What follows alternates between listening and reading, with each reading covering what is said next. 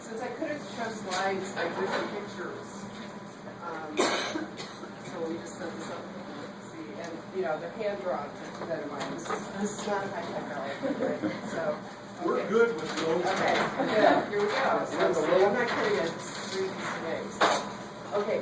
So I've been working at the Barber Data Center for I don't know, about 8.5 years, and I've been a molecular biologist all my career.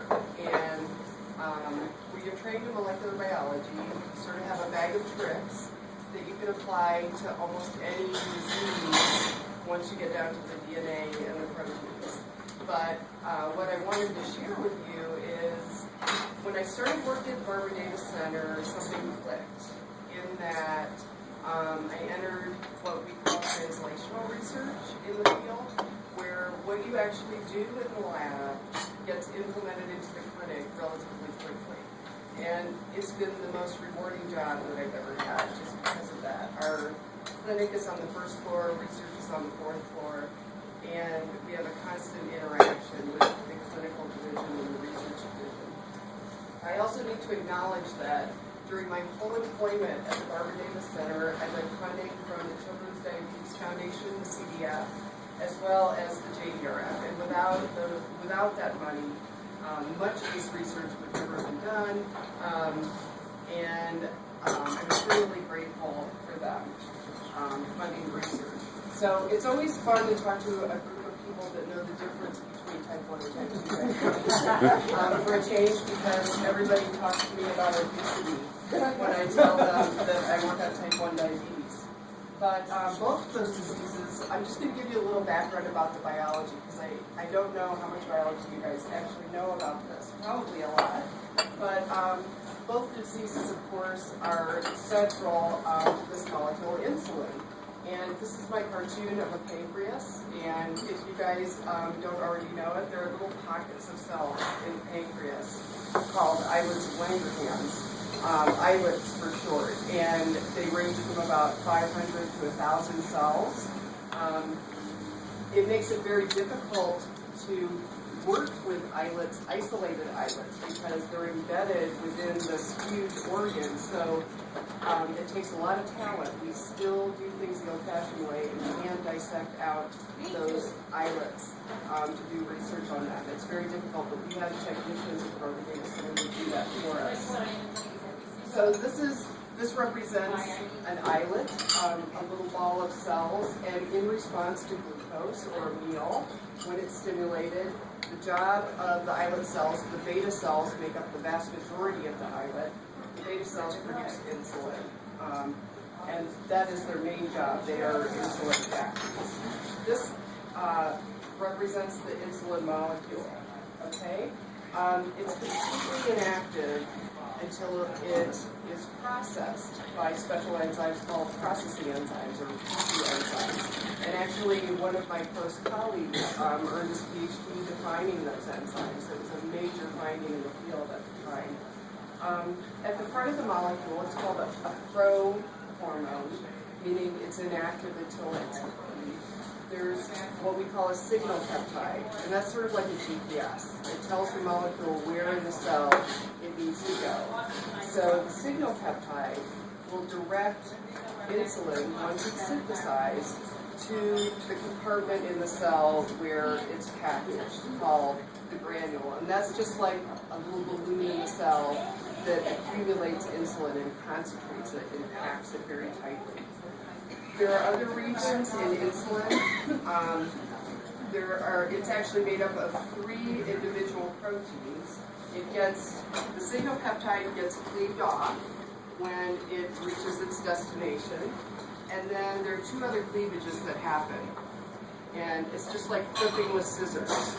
So then these 2 proteins join. You can see it folds like this, and they form bonds there. And because the protein is clipped here and here, this C-peptide is removed. So once these bonds form, the insulin molecule is completely functional. the C molecule, I put it here because it's really important in that that's what a lot of physicians use to monitor type 1 diabetics, how much insulin they're actually making. So over the course of disease, the C peptide level in the blood declines because they're making less insulin over time. Okay, so this shows you in the cell, this represents a beta cell. And remember I said the granules, these little balloons that contain insulin, are in the beta cell. And when stimulated by glucose or a meal or any carbohydrate, insulin is released from the beta cell. And what happens is these little balloons move to the surface of the cell and then expel their contents into the bloodstream. So these are just packed with insulin.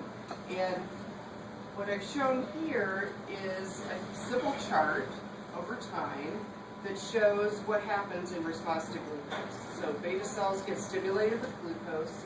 You have this rapid release of insulin. This is called first phase release. This rapid burst of insulin release, that's because a lot of these granules are just lined up on the cell membrane ready to dump their contents. Okay? Then there's a slow second peak, and that's these granules moving to the surface of the cell, ready to dump their contents. But among type 1 diabetics, what you first see is the loss of this first phase of insulin release. And that's what physicians monitor. Put that down. So, long ago, the first evidence that type 1 was an autoimmune disease came from some old-fashioned microscopy. So I tried to draw a microscope slide here, you guys can all see them, and what people did is they put a very thin slice of an islet on the microscope slide, and then they flooded the slide with blood or serum from a type 1 diabetic. And that the serum had a fluorescent tag. So what they found was this whole islet lit up with fluorescence, meaning there were antibodies in the blood of the type 1 diabetic that bound to the cluster of beta cells. So that was the first evidence that type 1 was an autoimmune disease. So since then, scientists have been trying to dissect what is it in the blood, what are those antibodies in the blood that bind to the beta cells. So until recently, there were three main we call them antigens, three main proteins to which antibodies are made in type 1 diabetes. And I've listed them here, you don't need to remember the name, you probably already know the names. Insulin, GAD65, and IE2. So the thing they share in common is that they're all proteins that reside in the beta cell, and they're all present in very high abundance. So they also share a couple other characteristics. One of them is that they're often associated with the membrane of the little balloon, the granule itself. So proteins have different features. They fold up in different ways, just like crunching up a piece of paper. And it's the shape of the protein that directs their function.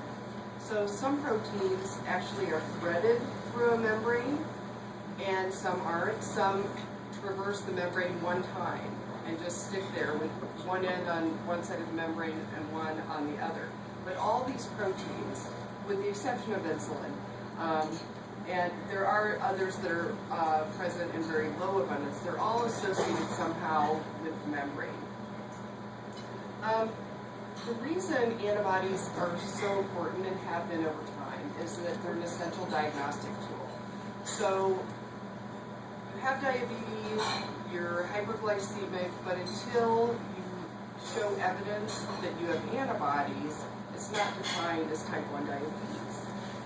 The reason these three antigens are important, or antibodies, is we can do specific tests to monitor the levels of those antibodies. And the antibodies are important because they relate directly to risk. So if you have one type of antibody, say antibodies to IE2, you're at pretty low risk for developing type 1 diabetes. I should say that these antibodies show up sometimes 10 years before onset of disease. And that's going to be like one of my main points here. So antibodies are a marker that this disease may be coming. It's not necessarily going to come, but it may be coming. If you have one type of antibody, you're at pretty low risk to develop type 1 diabetes. And that's shown here in what we call a life table. So we plot years on this axis and the percentage of non-diabetics. So everybody starts out healthy here, non-diabetics. If you have one autoantibody, you're at pretty low risk to develop diabetes over time. If you have two of them, you're at much higher risk.